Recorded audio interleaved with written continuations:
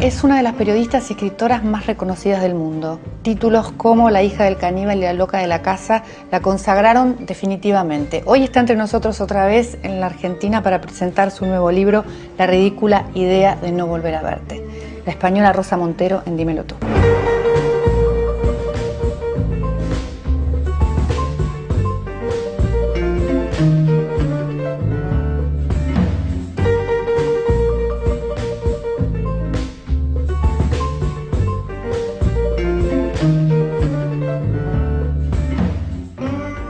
Bueno, muchas gracias, Rosa, por esta entrevista. Ya es la tercera. Sí. La tercera vez que nos encontramos. La última fue cuando viniste a presentar...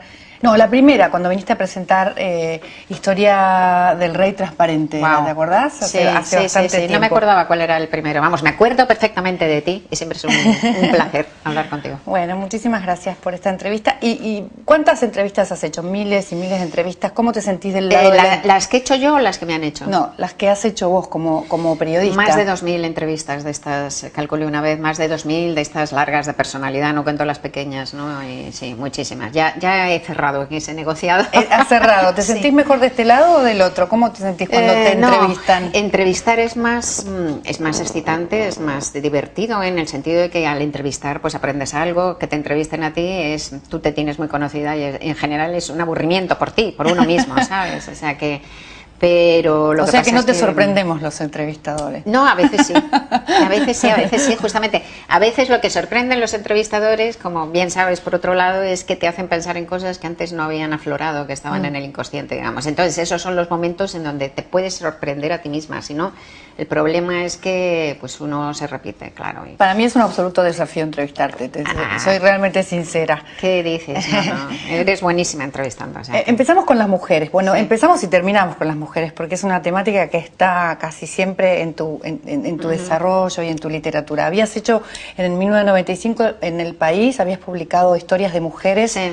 Habías hablado de la biografía de muchas mujeres que se fueron abriendo paso en sí. la vida, y ahora estás acá. Una de las razones por las que estás acá es para presentar de alguna manera un nuevo programa de televisión, sí. Donde hablas de historias de mujeres, pero sí. Mujeres que han estado al lado de dictadores. Aquellas sí. Se abrían paso en la vida y hicieron camino. Estas estuvieron al lado de hombres...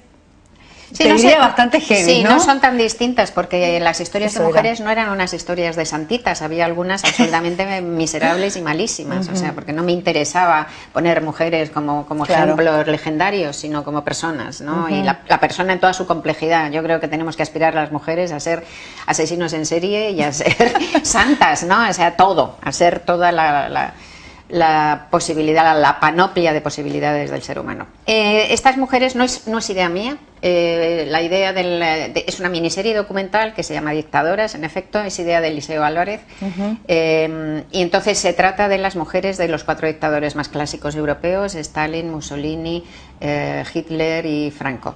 No solo las mujeres principales, sino las mujeres en su conjunto, las amantes, las hijas, si tuvieron algún papel importante, como Svetlana, ¿no? En el caso de Stalin.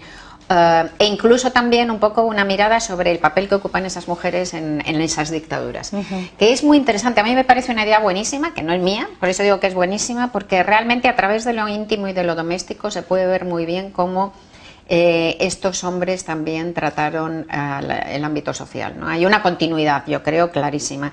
Hay una frase famosa de Mussolini que lo ejemplifica muy bien, que decía que las mujeres, como las masas, están hechas para ser violadas. O sea que, como tú ves, hay una continuidad en la manera en que tratan ambos ámbitos, ¿no?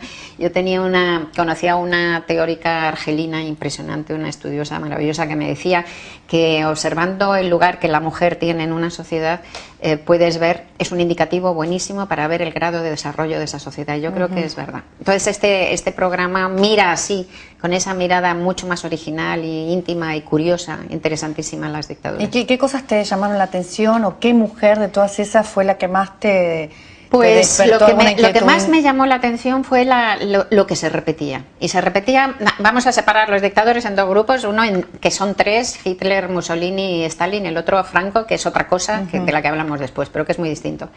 Entonces, Hitler, Stalin y Mussolini, aunque tenían su especificidad cada uno, por ejemplo, la sexualidad de Hitler está muy contestada, está llena de dudas, no se sabe, tenía una sexualidad rara, pero aún así...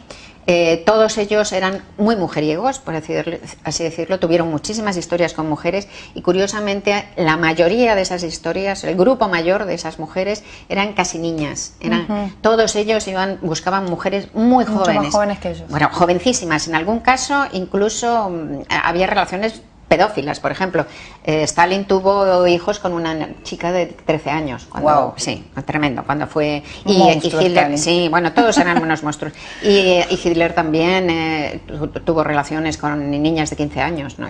Esa es la primera cosa, que la mayor parte de ellas son mujeres muy jóvenes que además las toman como verdaderamente como las fans, ¿no? Son como fans, claro. Son mujeres sin preparación, que están deslumbradas por el gran dios que se creen ellos que son, y buscan en ellas esa admiración absolutamente acrítica, ¿no? y fanática. Y luego otra de las cosas curiosas también es que en todos ellos están como perseguidos por los suicidios, es decir, muchas de estas chicas o se suicidan o intentan suicidarse, lo que indica que las relaciones eran de una patología terrible. Y una perversidad tremenda, ¿no? Será muy... Y en el caso de Franco es todo lo contrario, él fue un dictador igual, hubo montones de muertos, una represión y una dictadura repugnante, pero su personalidad era muy distinta. ¿Por qué? ¿En qué sentido? Era muy convencional, era muy inculto, era el tipo de tío... Lo decís con una cara de asco. Sí, era ese tipo de tío mezquino, una vida mediocre, un tipo tremendamente mediocre, muy convencional, ¿no? Entonces tenía una mujer que era muy beata, no tuvo amantes en absoluto, y mientras que para los otros las mujeres no eran más que un objeto de su gloria y eran intercambiables y en realidad tuvieron muy poca importancia, salvo alguna excepción. En el caso de Franco, la mujer de Franco, que era también incultísima y tal, pero era... tú sabes, ese motor de ambición de la pareja tradicional muchas veces, ¿no? Era una mujer de una clase social superior, era más guapa que él al principio, luego se convirtió en un monstruo porque se le salió la arpía a la cara, pero era más guapa, más alta, de mayor clase, y entonces era como esa mujer tradicional que está detrás diciendo, venga, aspira más, sigue más. Como que era alguien que lo incentivaba. El motor de la ambición. Adelante. O sea que en alguna medida es posible incluso que sin su mujer Franco no hubiera llegado a ser el dictador que fue. Mira vos. Sí. Y hablando de las dictaduras y como última pregunta para cerrar este tema, te quería preguntar, o se me ocurría preguntarte, ¿qué es lo que hace... como estas mujeres siguieron a estos hombres tan monstruos, como decíamos hace un rato, ¿qué es lo que hace que los pueblos sigan a estos hombres? Sí, pues, y que pueda seguir sucediendo en distintos países, en distintos lugares, que la gente de una u otra forma acepte decisiones absolutamente autoritarias, absolutamente totalitarias, absolutamente poco democráticas. Es la pregunta del millón, es una pregunta muy, muy interesante y muy necesaria de hacerse, y es difícil contestarla, aunque hay cosas que unen a ambos, como decíamos antes, unen a las mujeres con los pueblos. Por ejemplo, es el miedo a la libertad, que decía Erich Fromm, es un sistema autoritario, pues te hace sentir arropado en un lugar exacto. El sistema autoritario decide por ti todo lo que tienes que hacer, entonces te hace sentir arropado en un grupo y te hace sentir, es como una infantilización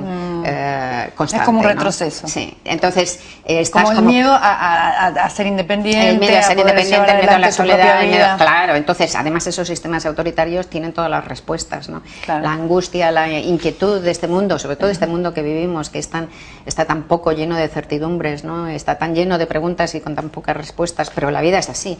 Pero el miedo a vivir en ese mundo borroso, en ese mundo incierto, contradictorio, ¿no? Es muy grande. Y de hecho yo veo, fíjate, Mariana, y me parece muy interesante la pregunta que has hecho, yo veo en el mundo una cierta añoranza, en este mundo tan confuso y tan crítico, una cierta añoranza de los totalitarismos que a mí me da mucho miedo, ¿no? Y que ya he hablado de eso, por ejemplo, en mi anterior novela, en Lágrimas en la lluvia, esa añoranza del totalitarismo, ¿no? Me da mucho miedo, justamente por esto, por el miedo a la libertad.